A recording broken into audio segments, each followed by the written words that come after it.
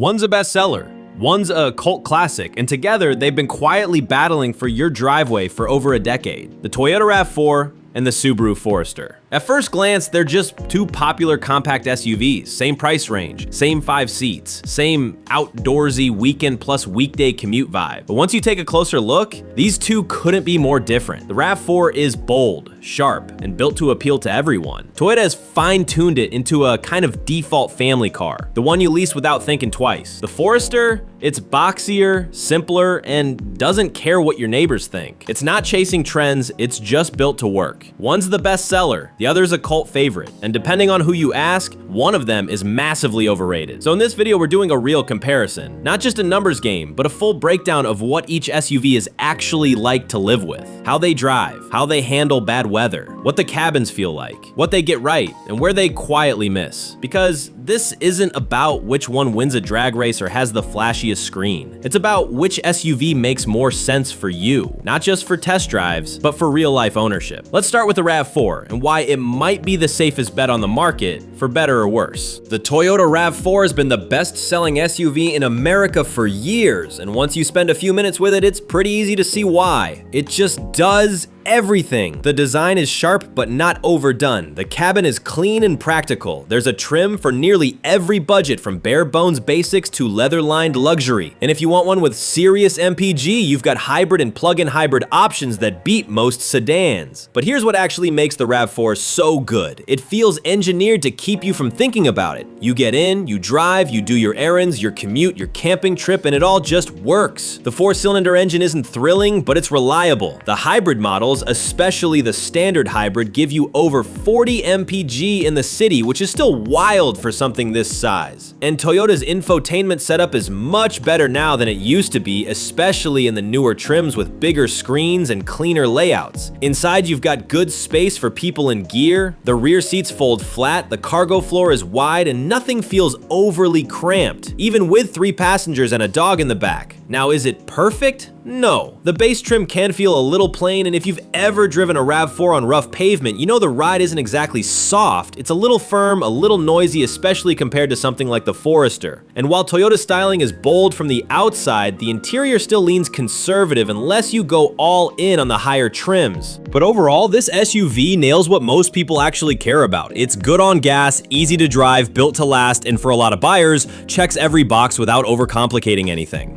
That's why it's everywhere. It's not just about popularity, it's about consistency. And when you're juggling family, work, and weekend plans, sometimes being a little predictable is the best thing a car can be. It's the SUV you recommend to your cousin who doesn't know cars, the one your neighbors had for 8 years without a single issue, the one you test drive just to rule it out and end up buying 2 hours later. There's nothing flashy about the RAV4, but that's kind of the point. It doesn't need to surprise you, it just needs to work. And for millions of drivers, that's more than enough. Next up, the Forester, and how Subaru is quietly building the most underrated daily driver in the game. It might not scream for attention, but the Subaru Forester quietly earns loyalty like almost nothing else on the road. This SUV has always done things a little differently. While other brands keep chasing sharp edges and sloping rooflines, the Forester sticks to what works: a tall roof, huge windows, and one of the most comfortable cabins in the segment. Visibility is king in the Forester. You sit higher, see more, and never feel boxed in, even compared to the RAV4. That big, airy cabin is one of its best features. It makes daily driving feel easier, especially for newer drivers or folks who hate blind spots.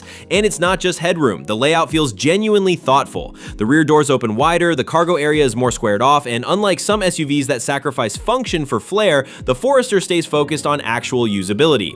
It's also one of the few compact SUVs that still feels honest. There's no illusion here. You're not pretending to drive a luxury car or an off-road warrior. But with Subaru's symmetrical all-wheel drive, you still got more grip and stability than most of its rivals.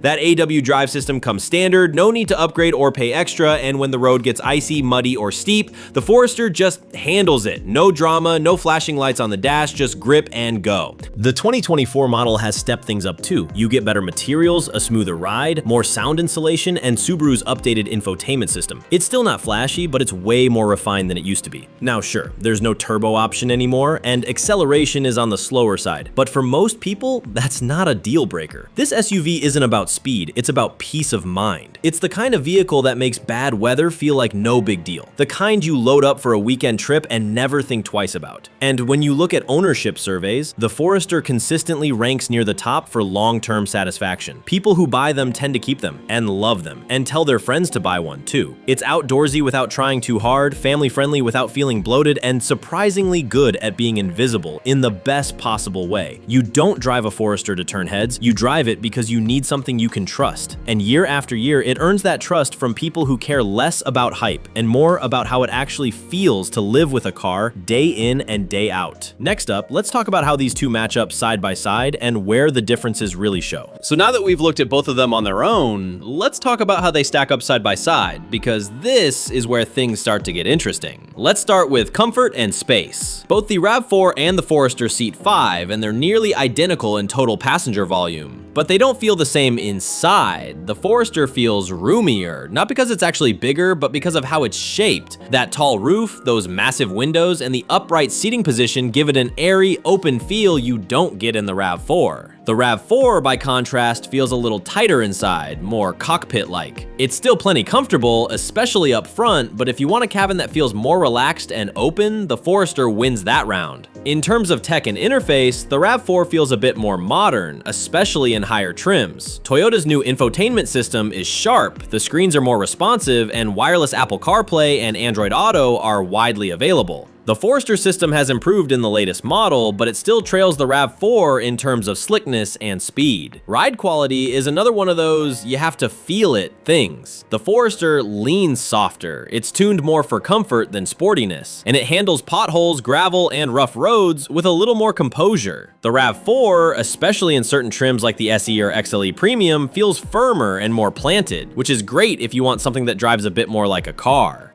But here's where it flips. The Forester is the quieter car in daily driving. Subaru soundproofing has gotten better, and the ride just feels calmer overall. The RAV4 isn't bad, but road noise and engine buzz can sneak in more at highway speeds. Fuel economy? Both are solid, especially if you're looking at hybrid options. The RAV4 Hybrid is the clear winner in that case, with up to 40 mpg combined. The Forester doesn't offer a hybrid in the US yet, so if mileage is your top priority, Toyota's got the edge.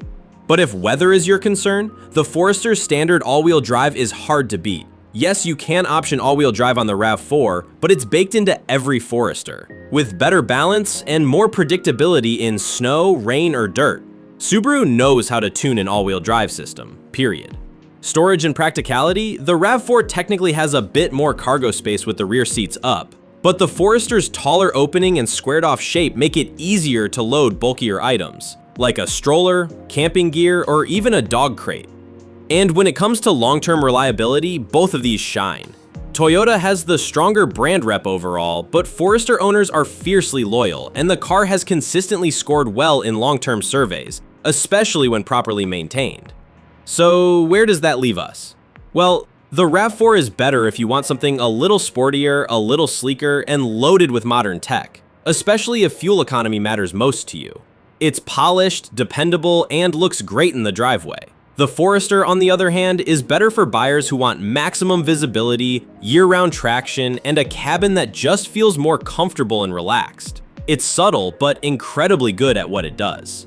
And that brings us to the real question. Not which one is better, but which one fits you. Let's wrap it up. At the end of the day, both the RAV4 and the Forester are excellent SUVs, but they aren't the same kind of great. If you're after modern styling, high-tech features, and excellent fuel economy, especially if you're looking at the hybrid, the RAV4 delivers. It's polished, dependable, and backed by Toyota's long-standing reputation for reliability. But if you care more about comfort, year-round traction, and a cabin that feels calm and open, the Forester is hard to beat. It may not turn heads, but it earns trust in bad weather, on long trips, and in everyday life. So ask yourself, what kind of driver are you? Do you value sleek design and advanced tech? Go with the RAV4. Do you want better visibility, standard all-wheel drive, and something that just quietly works? The Forester might be the smarter pick. This isn't about which SUV looks better in a brochure, it's about which one fits your life, the roads you drive, the places you go, and the feeling you want behind the wheel. Thanks for watching. If this helped you make a decision, consider subscribing for more comparisons like this one, and let us know in the comments, are you Team RAV4 or Team Forester? Stay safe out there.